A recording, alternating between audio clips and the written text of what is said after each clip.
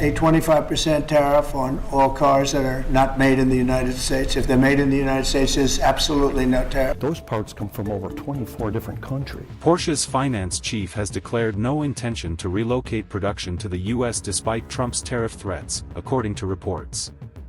Mercedes-Benz has suggested a tariff offset mechanism with the U.S., as reported by Spiegel, with a valuation of $13.65 million. Porsche has halted plans, Mercedes has paused discussions, and Trump's tariff strategy may be misfiring on American ground. Within 72 hours of President Trump unveiling a 50% tariff on imported steel and aluminum, the response was immediate and fierce. What was intended as a moment of Western solidarity at the G7 summit in Alberta turned into a tense economic confrontation. The tariffs, hitting allies as hard as competitors, had a clear aim: to push Europe's luxury car manufacturers to move production to the US. Instead, Porsche outright rejected the idea, stating it will not shift manufacturing to American soil. Mercedes suspended negotiations, and Germany's sophisticated auto industry is now hinting at reducing its US presence. Markets wavered, Canadian streets saw protests, and a trade maneuver is now threatening to destabilize alliances and disrupt global supply chains. In today's video, we dive into this escalating divide, where a single White House decision may be eroding decades of economic confidence. The turmoil in Alberta began with a shock on June 12, 2025. President Trump opened the G7 summit in Canmore by announcing a 50% tariff on steel and aluminum imports, a move that fractured the summit's unity. Hours later, Canada's Prime Minister Mark Carney responded with a pointed statement: "Canada will not be bought." This wasn't diplomatic courtesy, it was a declaration of economic resistance. By nightfall, the impact reached Canadian streets, with peaceful but resolute protests in cities from Ottawa to Halifax and Toronto to Vancouver. Demonstrators weren't against America, they were against Trump, now dubbed Tariff Man, overnight. The economic toll grew quickly. Canada, a major exporter of steel and aluminum to the U.S., responded strategically. By June 19, Carney warned of retaliatory tariffs if no trade deal was reached by July 21. This wasn't an empty threat, it reflected Canada's reliance on these exports, which account for over 90% of its steel and aluminum trade, with $15 billion in countermeasures already imposed. The auto industry delivered the most striking blow. Porsche, a leading luxury carmaker, issued a firm statement: it will not move production to the U.S. to dodge the tariff threat. This stunned Washington. European automakers, including Mercedes and BMW, paused expansion plans, but Porsche's stance was a clear defiance, raising questions about who controls global supply chains. The stakes are high, threatening jobs and infrastructure across continents. This isn't a fleeting disagreement, it's a turning point. Canada's tariff response timeline, Porsche's refusal, and the G7's fractured consensus signal a struggle over the future of global trade. In the following sections, we'll examine how Porsche justified its decision to stay in Germany, how European carmakers united in resistance, and how markets responded in real time. We'll also explore Europe's countermeasures and the strategic competition over electric vehicles and supply chains. The tariff shock extended beyond steel and aluminum, hitting Germany's luxury car industry hard. On March 26, 2025, Trump expanded tariffs to include a 25% duty on imported cars and light trucks. This move erased $4.5 billion in market value from European auto giants like Volkswagen, BMW, Mercedes, Porsche, and Continental in a single trading day. The goal was clear: pressure automakers to relocate factories to the U.S. But the response was seismic. On June 6, 2025, Porsche issued a statement that shocked Washington and Wall Street, confirming it would not move any production to the U.S. This wasn't evasion, it was a direct challenge to tariff pressure. Other companies followed.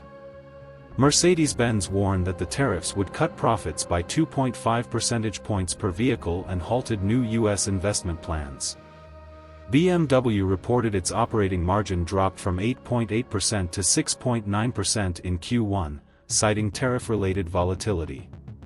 These automakers' core business models are under strain. This isn't minor tension, it's a strategic misstep in foreign policy. For decades, Germany's auto industry has been a cornerstone of global supply chains, with intricate logistics networks, shared components, cross-border R&D, and a "Made in Germany" brand identity. Now, these foundations face threats.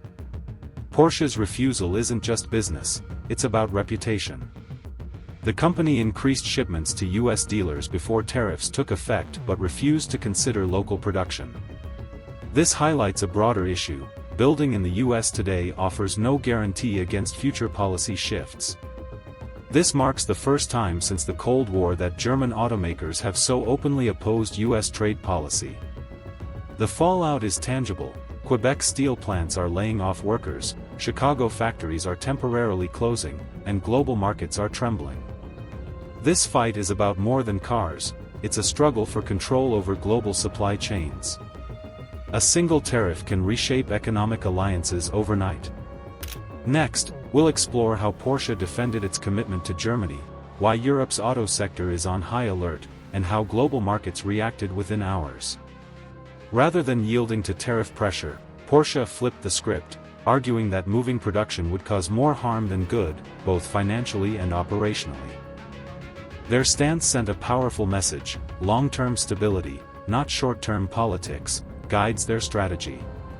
Porsche's reasoning was clear: staying in Germany isn't a whim, it's rooted in supply chain logic and brand identity. Relocating across the Atlantic would disrupt a carefully crafted logistics network, sever ties with German suppliers of critical components, and risk quality control and governance. These aren't minor concerns. Porsche made its financial case public. Finance chief Jochen Breyer reported a €100 million loss from U.S. tariffs in April and May alone. Despite this, Porsche avoided raising customer prices in March, instead building inventory in early April to buffer the 25% tariff impact. The company also noted its Q1 margin fell from a 10 to 12% target to 8.6%, signaling intense financial strain. Moving production amid these pressures would be disastrous. Porsche is betting on Germany's stable legal and economic environment, while U.S. tariffs remain unpredictable. An unspoken message runs through their stance: no one invests in uncertainty. Analysts quickly noted that building a U.S. plant takes years, selecting sites, constructing facilities, hiring staff. It's a long-term commitment with no assurance against future tariff shocks. Porsche isn't alone in this view. A short-term cost-cutting move could undermine decades of brand equity and supply chain efficiency. This is a wake-up call for Washington. Tariff disruptions extend beyond job losses, they affect manufacturing ecosystems, brand trust, and global positioning. Porsche isn't just resisting, it's setting a precedent. In the next section, we'll broaden the lens to see how Europe's auto industry is observing, waiting, and preparing to counter this unfolding trade conflict. Building on Porsche's defiance, the narrative expands. This isn't just one automaker, it's an industry on guard. By June 19, 2025, European industry leaders were speaking in unison, refusing to let U.S. tariffs disrupt their long-term plans. They made it clear, they won't relocate factories on Washington's whim. Mercedes-Benz, for example, proposed a bold plan on June 5, 2025. CEO Ola Kilias told Spiegel that Europe could allow U.S. cars duty-free if the U.S. waived EU car import duties in return. This wasn't just creative, it was a push for negotiation, not surrender. Meanwhile, Mercedes stockpiled inventory at U.S. dealerships to soften the blow of an expected 25% tariff. BMW and Volkswagen followed suit, advocating for negotiated exemptions to maintain their global factory networks. BMW took a bolder step, announcing it would absorb tariff costs for vehicles made in Mexico and Canada until May 1, 2025, to ensure market stability, a deliberate signal of resolve. The ripple effect spread beyond Germany. In Asia, the impact was stark. On June 18, 2025, Reuters reported a 24.7% drop in the value of Japan's auto exports to the U.S. in May, despite a modest 3.9% volume decline, as Japanese brands absorbed costs to stay competitive. South Korea faced similar challenges, with industry ministers warning that U.S. tariffs would harm their auto sector, threatening jobs and exports. Both nations began discussing exemption requests, with deadlines around July 9, 2025, when reciprocal tariffs could take effect. This unified resistance marks a historic shift. For the first time since the Cold War, Germany's leading carmakers have banded together, not to compete with global rivals but to resist U.S. policy. They're united by strategy, not geography, signaling they won't play Washington's game of economic brinkmanship.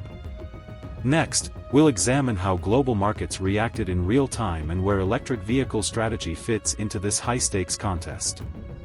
As Europe's industry pushed back, markets responded swiftly and harshly. On April 3, 2025, as Trump's tariffs on foreign-made cars took effect, investors sold off auto stocks. GM shares fell nearly 7%, while Ford and Stellantis dropped about 3%, per Reuters. German automakers like VW, BMW, and Mercedes also saw declines as investors recognized the financial risks. In Quebec, a major steel plant laid off 200 workers by late March due to U.S. steel and aluminum tariffs. In Chicago, a manufacturing facility reliant on Canadian materials announced a 2-week shutdown. In Toronto, the S&P/TSX Materials Index dropped 2.4% on May 1, 2025, with mining and metal stocks pulling the market down. The tariff conflict rippled across sectors. Canada's dollar weakened as investors grew wary of new import duties. In Michigan, a Reuters analysis highlighted auto supplier workshops bracing for fewer orders as vehicle prices rose and consumer demand cooled. Tariffs aren't just numbers, they have real impacts. Jobs vanish, factories pause, stocks lose value, currencies falter, and consumers hesitate. For policymakers, this is a reality check. A single White House decision can ripple from Detroit's factory floors to Bay Street's hedge funds, threatening supply chains, investment plans, and cross-border cooperation.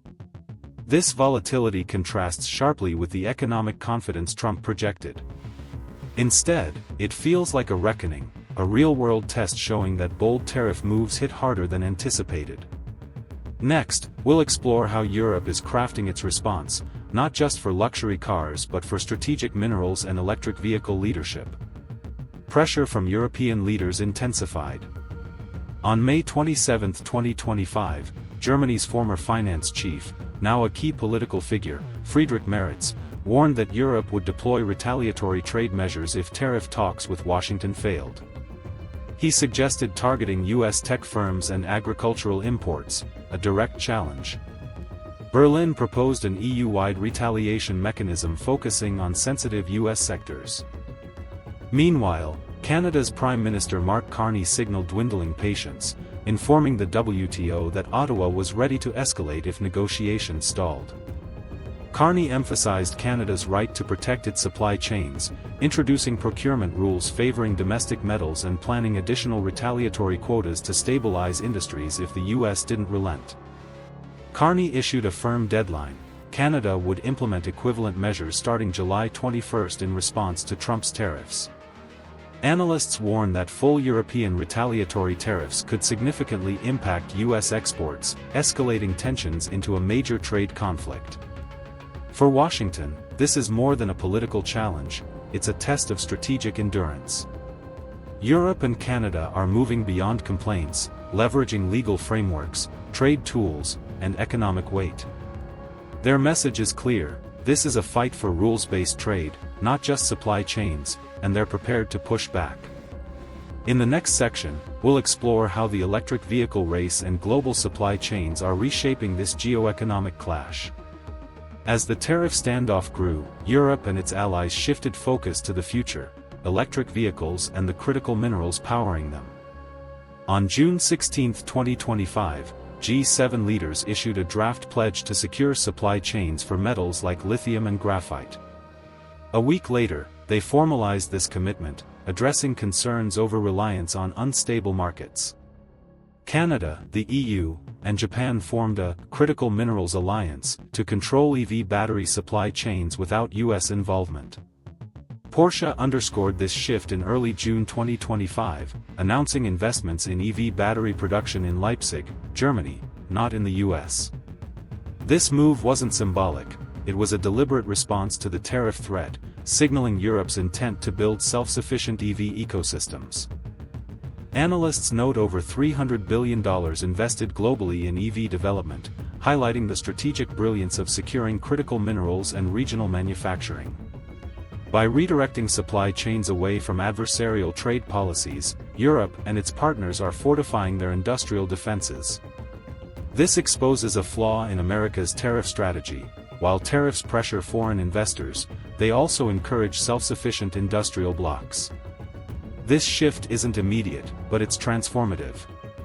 What began as a trade dispute is now a geoeconomic strategy. The tariff conflict is also straining trust in military and energy cooperation. During the G7 summit, Canada refused logistical support to the U.S. delegation, with transport units declining to carry U.S. luggage, a first in military cooperation. Leaked NORAD intelligence revealed a raised alert level, described as precautionary but seen as a signal of strained defense ties. On the civilian side, a major LNG terminal in New Brunswick, planned with U.S. partners, faces cancellation if steel tariffs persist. Canadian officials warn that without tariff relief, Parliament won't approve funding, halting the project by mid-summer. These developments raise a critical question: what's the cost of alliances when every move feels like leverage? Allies are re-evaluating economic, military, and energy ties under a national security lens. Tariffs aim to boost U.S. industry, but they're exposing fractures in North American cooperation that extend beyond trade. When logistics falter and energy projects stall, protectionism's cost includes security and strategic trust. One executive order sparked shockwaves through the global auto industry, but this is no longer just about tariffs, it's about trust. When Porsche says no, Canada pushes back, and European factories distance themselves from the U.S., the issue isn't just tariff rates, it's the unpredictability of American policy. Trump hasn't wavered, and Carney hasn't backed down. One side calls tariffs power, the other calls trade sovereignty. Caught in the crossfire are millions of jobs, billions in investments, and a fragile alliance system. The question isn't who's right, it's who yields first, and what remains of the world's interconnected industries. Will automakers shift permanently? Will allies redefine partnerships in this era of economic warfare? Share your thoughts in the comments and subscribe, because this trade conflict is just beginning. If trust continues to erode, it won't just be about cars or steel, it'll be about the foundation of globalization. When allies lose faith, markets stall, alliances fracture, and uncertainty becomes the norm. This isn't just a trade dispute, it's a global realignment unfolding in real time.